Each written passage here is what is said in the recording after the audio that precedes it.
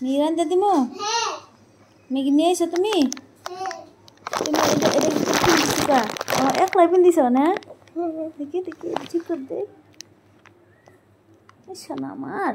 happy নিকলে আছে আম্মা তুকে তো রায়ান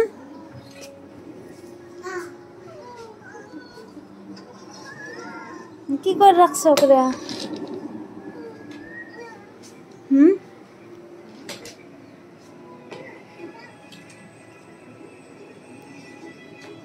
এতো বড় বড় ফেনা না তো তাহলে তুমি ফেলতে আর এখন আমি খিচুড়ি খেয়ে নিব তো সকালে খিচুড়ি বানিয়েছিলাম একদম মানে খেয়ে নিচ্ছি এটা দেখাচ্ছিলাম আর কি